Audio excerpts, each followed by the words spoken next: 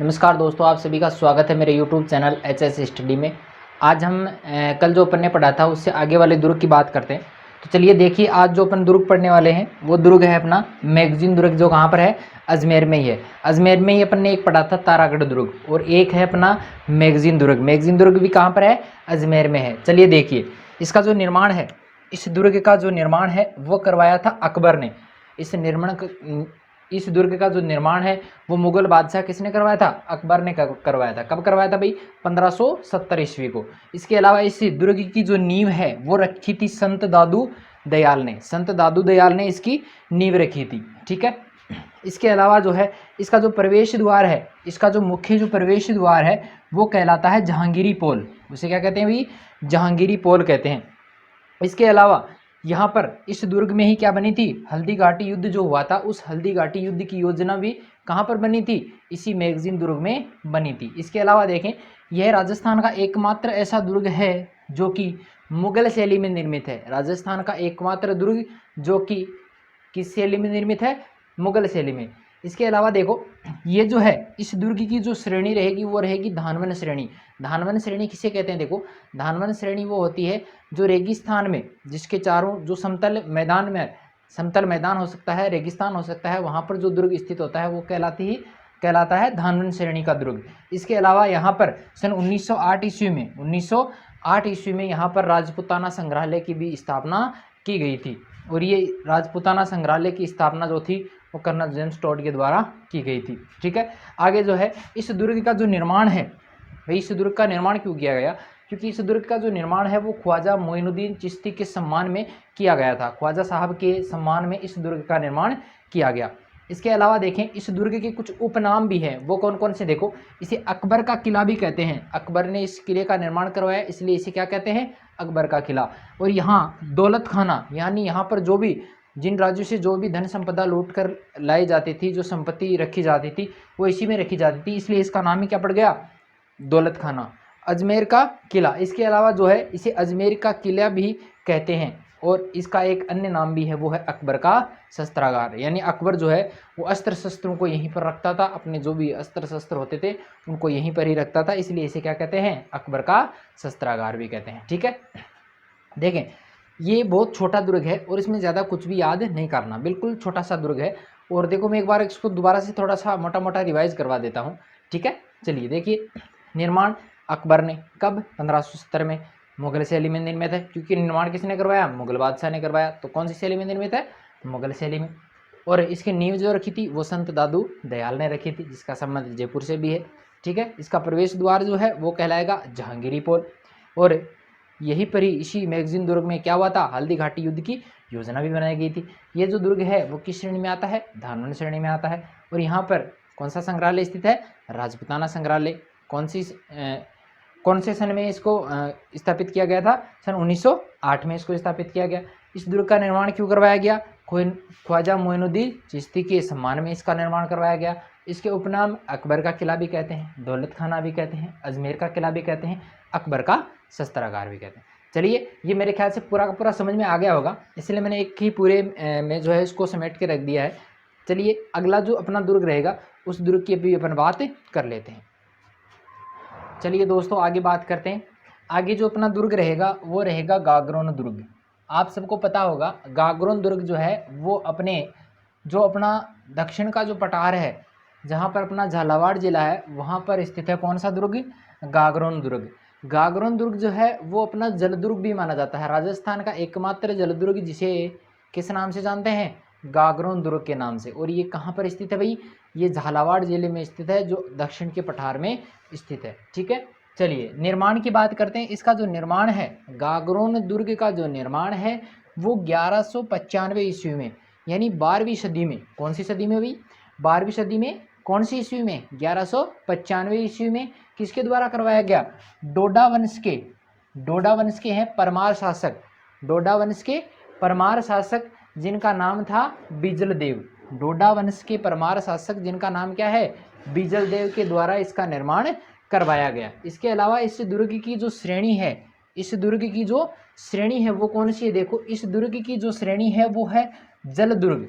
ये इस दुर्ग की जो श्रेणी है वो कौन सी है, जल दुर्ग क्यों है, देखो इसको जल दुर्ग क्यों कहते हैं, इसको जल दुर्ग इसलिए कहा जाता है क्योंकि ये जो दुर्ग है वो काली सिंध व आहू नदियों के संगम पर है। यानी ये जो दुर्ग बना हुआ है ये तीन ओर से पानी से घिरा हुआ है, ये जो दुर्ग है वो तीन ओर से पानी से घिरा हुआ है, इसीलिए इसे क्या कहते हैं, जल दुर्ग या उदक दुर्ग। दोनों नाम एक ही है, जल दुर्ग या उदक दुर्ग के नाम से भी जाना जाता है। इसका जो प्रवेश द्वार है, यानी इस दुर्ग का जो मुख्य प्रवेश द्वार है उसे कहते हैं बुलंद दरवाजा। उसे किस नाम से जानते हैं, बुलंद दरवाजा, जिसका निर्माण करवाया था किसने, औरंगजेब ने। जिसका निर्माण किसने करवाया था, औरंगजेब ने करवाया था। इसके देखो कुछ उपनाम भी हैं।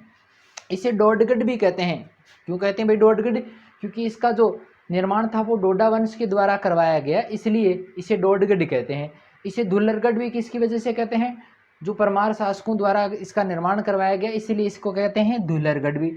शाहगढ़ और जलदुर्ग, जल है इसलिए जलगुढ़, और शाहगढ़ भी इसका एक अन्य नाम माना जाता है। इसका जो प्राचीन नाम है, जो सबसे पुराना नाम है, वो कहलाता है गरगराटपुर। इसको प्राचीन, देखो उपनाम में और प्राचीन नाम में फर्क होता है। जैसे अपना जो इसका जो प्राचीन नाम है, पुराना जो नाम था वो था गरगराटपुर, फिर इसको क्या कर दिया, गागरोन कर दिया गया, और उपनाम अलग होते हैं, ठीक है। यहाँ पर देखो इस दुर्ग में क्या है, इस दुर्ग में एक संत पीपा जी की छतरी भी बनी हुई है। संत पीपा की छतरी भी कहाँ बनी हुई है, अपने गागरोन दुर्ग में।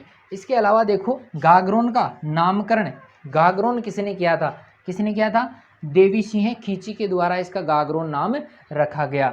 इसके अलावा यहाँ पर देखो हीरामन जाति के जो तोते होते हैं, हीरामन जाति के जो तोते होते हैं वो भी कहाँ पर मिलते हैं अपने को, गागरोन दुर्ग में। आपको पता ही होगा पद्मिनी, जो अलाउद्दीन खिलजी था, उसको जो पद्मिनी थी उसके सौंदर्य का वर्णन जिस तोते ने किया था अलाउद्दीन खिलजी के सामने, पद्मावती का जो सौंदर्य था उसका वर्णन जिस तोते ने किया था, उस तोते का नाम ही क्या है, हीरामन तोता। और वो तोते कहाँ पर मिलते हैं भैया, आपको गागरोन दुर्ग में मिल जाएंगे। इसके अलावा इस दुर्ग में जो है मधुसूदन मंदिर भी स्थित है।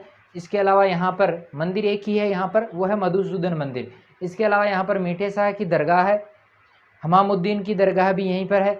और गोदक, ये जो दुर्ग है, यह जो दुर्ग है इसके पास में एक पहाड़ी भी है जिसका नाम है गोदकराई पहाड़ी, इसीलिए इसे गोदकगढ़ के नाम से भी जाना जाता है। गोदकराई पहाड़ी के पास में स्थित होने के कारण इसे क्या कहते हैं, गोदकगढ़ भी कहते हैं। इसके अलावा देखें यहाँ पर कुछ महल भी बने हुए हैं, जिसमें सबसे पहला महल है अचलदास महल। सबसे पहले महल का नाम क्या है, अचलदास महल। अचलदास खिंची के द्वारा इस महल का निर्माण करवाया गया था। दूसरा जो महल है उसका नाम है दीवाने खास, दीवाने खास।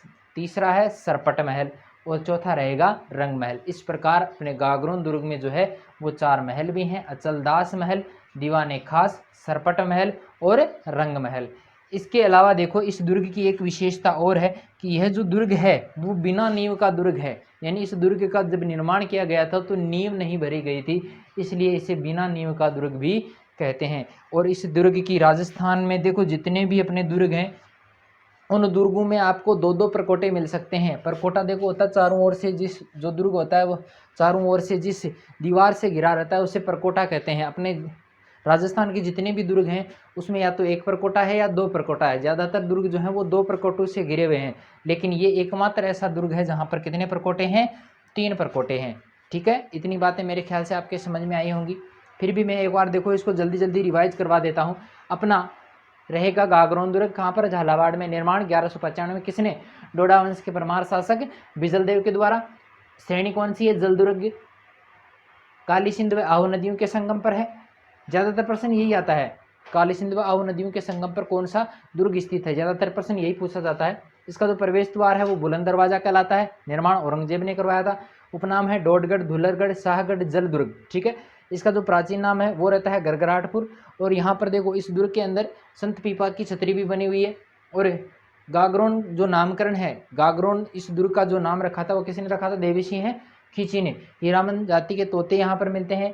मधुसूदन मंदिर यहाँ पर है। मीठे शाह की दरगाह भी यहीं पर स्थित है। हमामुद्दीन की दरगाह है। इसके अलावा गोदकराय की जो पहाड़ी है वही भी यहीं पर है।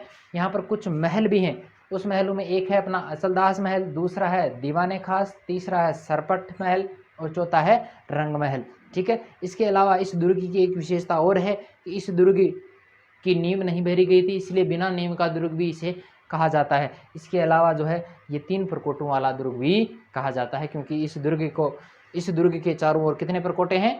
3 प्रकोटे हैं। सबसे मुख्य विशेषताएं जो इसकी रहेंगी, एक तो इसकी श्रेणी याद रखनी है आपको, एक तो इसकी क्या रखनी है?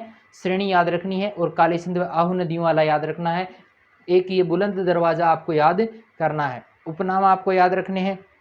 इसके अलावा ये जो 2-3 बातें और हैं वो भी आपको याद करनी है। देखो महलों में ज़्यादा प्रश्न नहीं बनते हैं, महलों में एक तो बादल महल का बनता है, जो लगभग जो अपने दुर्ग बने हुए हैं उन सब में ये पूछे जाते हैं। इसके अलावा अपने शीश महल है वो भी लगभग में पूछे जाते हैं। ठीक है, ये इतनी बातें मेरे ख्याल से आपके सबके समझ में आई होंगी। तो चलिए दोस्तों, आपको ये मेरा वीडियो कैसा लगा? आज मैंने दुर्ग के जो 2 बिंदु पढ़ाए हैं वो आपको अगर समझ में आए हैं तो मुझे लाइक और कमेंट करके ज़रूर बताएं। इसके अलावा जो है, अगर आपने मेरे चैनल को अभी तक सब्सक्राइब नहीं किया है तो इसे जल्द से जल्द सब्सक्राइब करें, क्योंकि यहाँ पर जितनी भी प्रतियोगी परीक्षाओं की का जो सामग्री है वो यहाँ पर आपको उपलब्ध करवाई जाती है, वो भी फ्री ऑफ कॉस्ट। ठीक है, तो आज के लिए इतना ही, धन्यवाद।